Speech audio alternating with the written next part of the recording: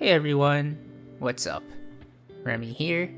I've been playing a lot more in the Celestial floor now that I'm trying to learn Chip, and I've been seeing that even really high level Celestial players aren't maximizing their use of Faultless defense. I just wanted to make a video about 3 underutilized ways I think you can implement this mechanic into your matches and really take your gameplay to the next level. Faultless defense, or FD for short, is a defensive mechanic used by holding backwards and any 2 attack buttons, with the exception of dust or you'll get burst. When you block an opponent's move, 2 things happen. They get pushed back a certain distance, and they raise your risk gauge. FD is really good because at the cost of tension, you push your opponent back further and your risk gauge won't increase. The higher the risk gauge, the more damage you take when you get hit.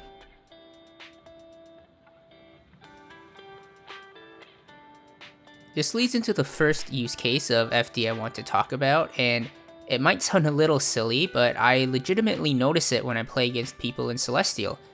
Blocking during your opponent's pressure. Especially in the corner, I see a lot of people do a lot of normal blocking, so they end up taking really extended pressure sequences that crank up their risk gauge. And then they gamble all of their meter on a reversal move or a super or a YRC that gets baited, and then they get hit by a huge combo for more than half of their health. Instead of doing that, by using your meter to FD and push out your opponent, you guarantee you weaken their offense because they'll need to dash in from further away to continue their pressure, which then gives you more opportunities to hit them out of their offense. This may mean you won't have 50 meter to do a super, safe reversal dragon punch, or YRC, but it is a much safer and more consistent way to fight back against your opponent's pressure.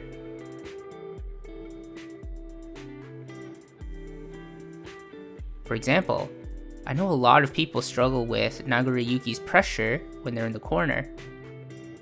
I think a lot of people think that after blocking his second Far Slash or Beyblade, they must guess whether he's going to do his 623H or his Blood Grab. Blocking beats the first but loses the Blood Grab, and pressing an attack beats the Blood Grab but loses the 623H. Instead of forcing yourself to make a high risk guess like that, if you FD his second Far Slash or Beyblade, you can continue blocking because he's no longer in range to Blood Grab. You can see how using this simple defensive mechanic can drastically change the context of really strong pressure situations. So I really think that if you aren't using it now, this is the first thing you need to start implementing into your play. The second use case does not apply to characters without a dash, so you can't do this if you play Nagoriyuki or Potemkin. Have you noticed that when you do a dash on the ground, your character is stuck sliding forward? This makes it a lot harder to put yourself at a specific distance to play around an opponent's move because you end up sliding right into it.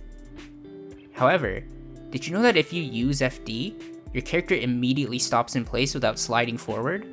In fact, you can even immediately start walking backwards as well, putting you in a better position to make your opponent miss and let you punish them. You can also use this technique for characters with step dashes as well, such as Leo or Giovanna. Ino also benefits from this technique, as if you dash an FD immediately, you land on the ground faster, letting you avoid some anti-airs like Axel's 5P.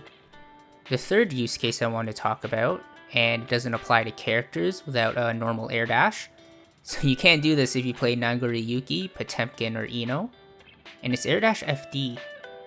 When you air dash without pressing a button, you're first stuck in the air, and then you go in a straight line horizontally, and then you fall straight down.